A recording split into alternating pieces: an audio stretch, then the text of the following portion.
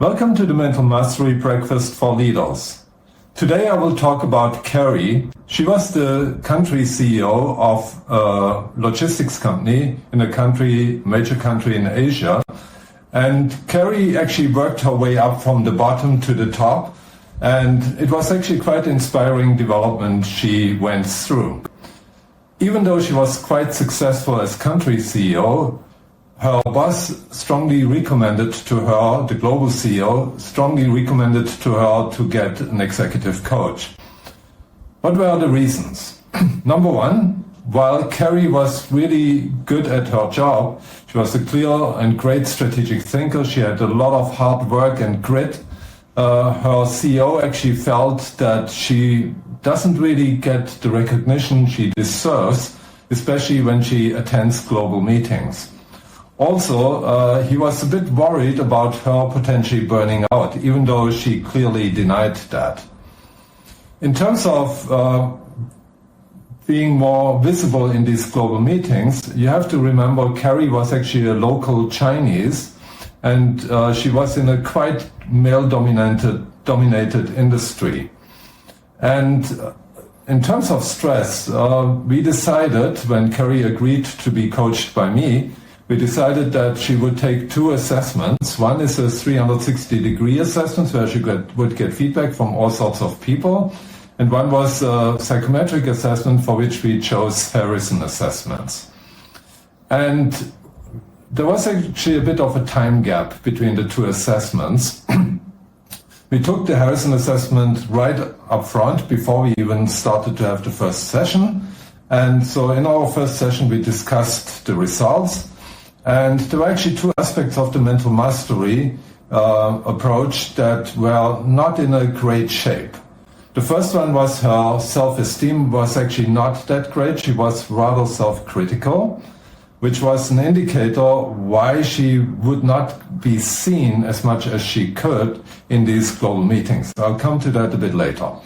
The second one was about her stress management score, which was quite low. Her self-motivation was pretty high, but her stress management was quite low. And the first reaction that Carrie had to me at that time, and mind you, this was our first session, she said, no, I have no problems with stress. I don't know why that score is so low. So I said, okay, we don't need to focus on that. Let's focus on the other parts about the meetings and so on.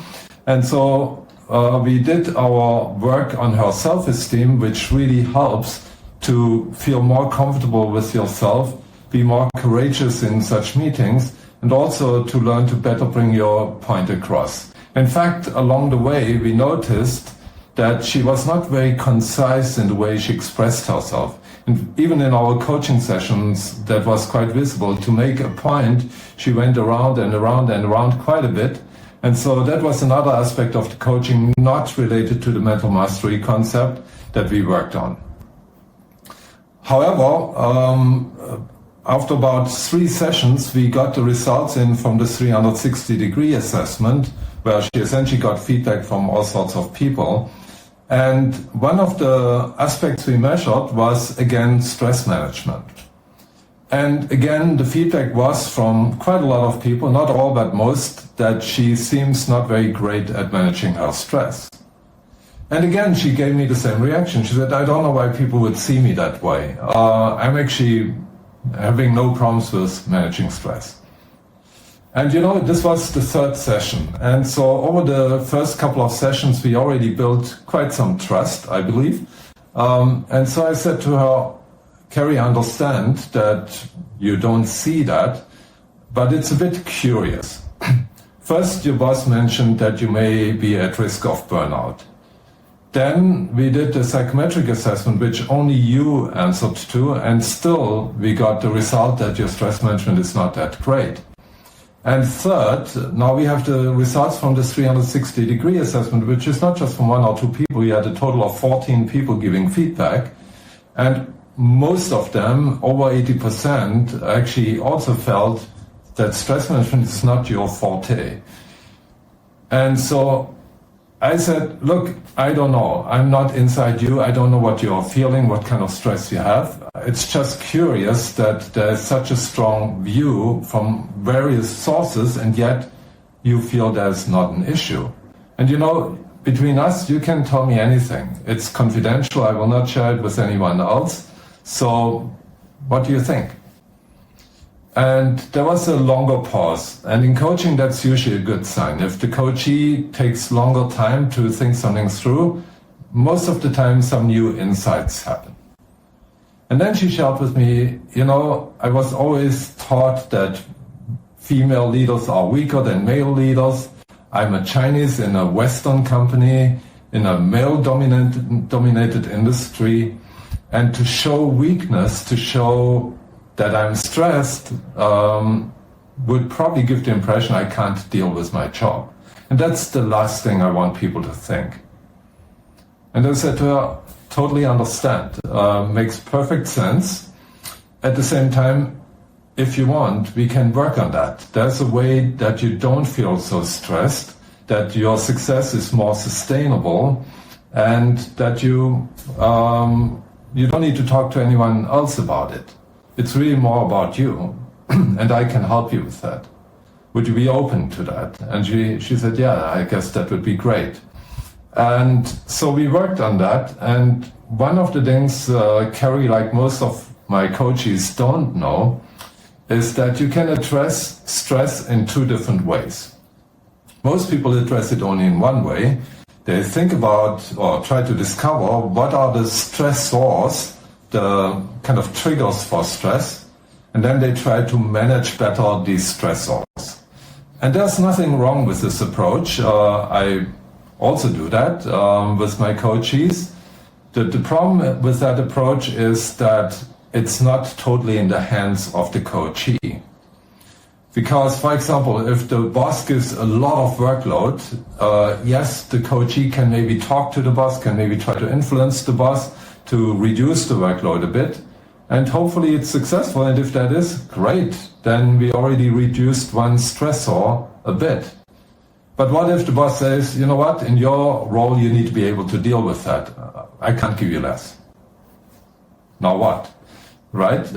And so working on the stressors, while often useful, doesn't guarantee that we can reduce the stress. But again, no problem to at least try. But there's a second approach which most people are not aware of, which has one big benefit. And that is, it's 100% in the control of the coachee. It's not dependent on anything or anyone else. And that approach is about understanding how emotions really work, stress being one of the emotions. Most people believe that heavy workload stresses people, or that unclear direction stresses people, or whatever stressors they have makes them stressed. But that's actually not 100% correct. Have you ever noticed that two people have quite similar workload, and one of them feels quite stressed, and the other one seems quite okay with it? If the workload was the reason for the stress, then both should feel exactly the same, but they don't. Why is that? It's because the actual stress depends not only on the stressors, yes, that's the trigger, but it also depends on how we mentally process that. That's the second aspect of the mental mastery concept. It's how do we manage our emotions while maintaining a high degree of self-motivation. And it's really the stories we tell ourselves. So for example, if heavy workload is the stressor, then the person who is very stressed will say, oh my God, it's so much, what if I can't do it? Then I will be a failure, and maybe I need to work till late, and then my family is upset. And they tell themselves a story about what happens, and that makes them feel stressed. People who experience exactly the same stressor but don't feel so stressed, feel actually okay, guess what? They tell themselves a different story, which may sound something like this. They may say, Yes, it's a lot. Let's see if I can manage it, but nothing I can change about that. I talked to my boss already. He can't give me less. I will just put in my best effort, and hopefully it's going to be good enough. And maybe it's even a good challenge.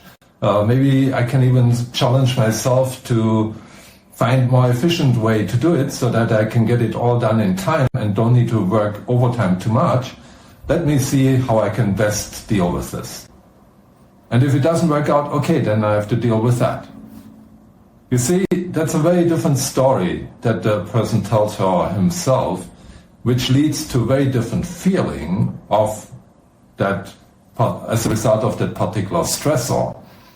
And so one thing I could help Carrie with is not only to identify the stressors and see what she can do about them, but more importantly, to learn how to think differently, to reinterpret what happens, so that she actually changes the way she feels about it. And that was a real game changer for her in terms of making her success more sustainable and making herself feel more comfortable with herself. Coincidentally, working on the first aspect of mental mastery, which we did primarily because we wanted to help her develop more executive presence in these global meetings, actually had also a positive spin-off effect, because we also know people who are highly self-critical, they often put a lot of pressure on themselves, which further enhances that feeling of stress. But by learning to be more accepting of yourself, to be more healthy in your own self-esteem, actually also contributes to a reduction of that pressure and therefore stress. So you see, the mental mastery model, at least in this case the first two aspects, healthy self-esteem and strong emotional self-management, were really, really beneficial for Carrie to sustain her success, but also to get better at how she shows up in these global meetings. If you found this video on mental mastery useful, don't forget to subscribe. And please leave your comments or questions. I'm always happy to read and will comment back if you have anything to ask.